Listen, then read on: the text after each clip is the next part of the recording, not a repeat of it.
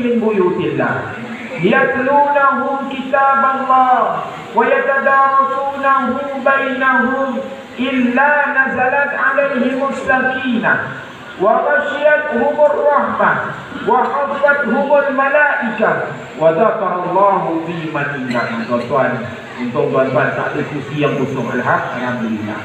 Mudah-mudahan kita yang memenuhkan ruang pada hari ini, Allah akan berikan 4 benda.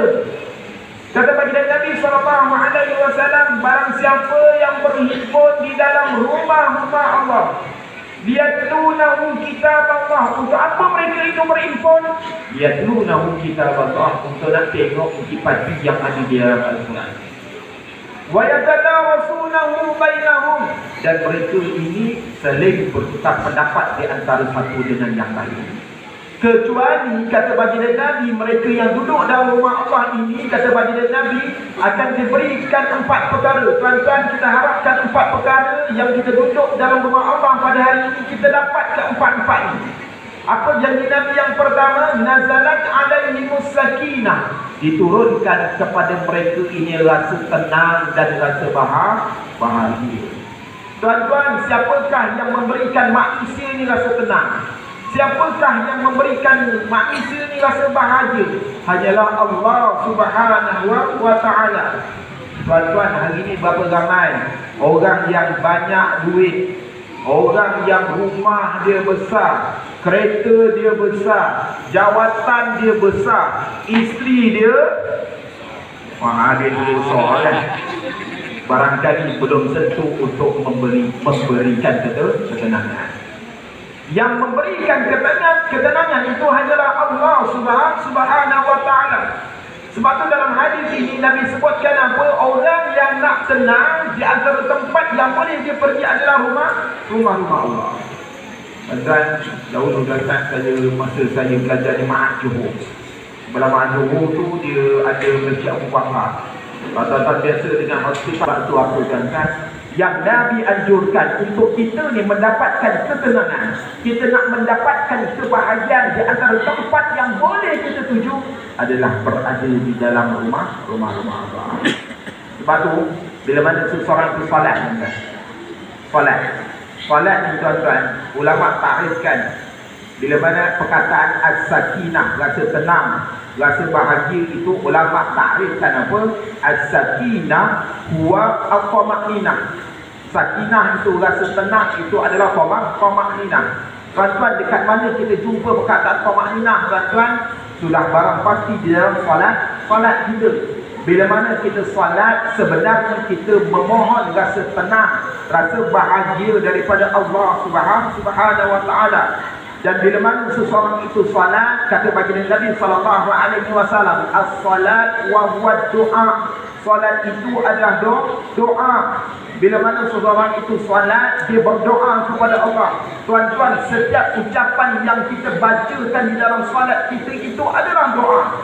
Inna salati wa nusuki wa mahyaya wa mamati lillahi rabbil alamin. Kita membaca surah Fatihah itu doa. Kita ketika mana rukuk itu doa. Bila mana kita duduk di antara dua sujud itu berdoa. Sebenarnya bila mana kita berdoa, kita bersolat itu tuan-tuan, kita berdoa kepada Allah Subhanahu wa ta'ala.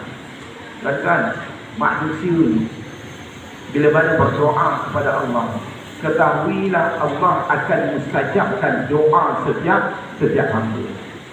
Cuma orang ramai bertanya, bagaimana Allah mustajabkan doa hamba?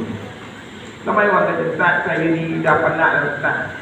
Saya kerja dekat majalah agama, dan ramai jumpa orang, Ustaz, saya ni kerap doa Ustaz, tapi kenapa Allah tak mustajabkan doa saya ni lagi? Tuan-tuan, Nabi sebutkan bagaimanakah Allah memustajabkan doa. Tuan-tuan, kita jangan penat berdoa kepada Allah. Nabi sebutkan bagaimanakah Allah memustajabkan doa. Kata baginda Nabi SAW, Nabi memustajabkan, Allah memustajabkan doa melalui salah satu daripada 3 cara. Cara yang pertama, apa Allah mustajabkan doa? Barangkali Allah memberikan apa yang manusia itu minta. Contohnya apa? Nak jadi kaya, Allah berikan dia kekayaan. Contoh yang kedua, dia berdoa, ya Allah, ya Tuhanku, berikanlah aku sesuatu yang dia hajatkan. Allah berikan apa yang dia minta. Yang pertama, Allah berikan apa yang dia minta. Bagaimanakah Allah mustajabkan kaedah yang kedua? Seseorang itu berdoa adalah menggantikan sesuatu yang hamba-Nya lebih perlukan. Seorang itu berdoa, ya Allah, aku nak jadi kaya, wahai Allah. Tetapi Allah tak berikan dia kaya. Allah gantikan apa? Barangkali dengan buah pinggang yang sehat, jantung yang sehat, dikurniakan pasangan yang saleh ataupun salehah, dikurniakan anak-anak yang saleh dan salehah. Itu adalah rezeki yang lebih besar daripada harta yang banyak. Berapa ramai hari ini kita tengok orang yang mereka ini ada harta yang banyak tetapi tidak memiliki jiwa yang tenang dan bahagia. Sebab bila mana seseorang itu berdoa, tuan-tuan, Allah pasti mustajabkan. Itu yang kedua. Yang ketiga, bagaimana Allah memustajabkan doa hamba-Nya adalah dengan menggantikan sesuatu yang hamba-Nya lebih perlukan di hari akhirat.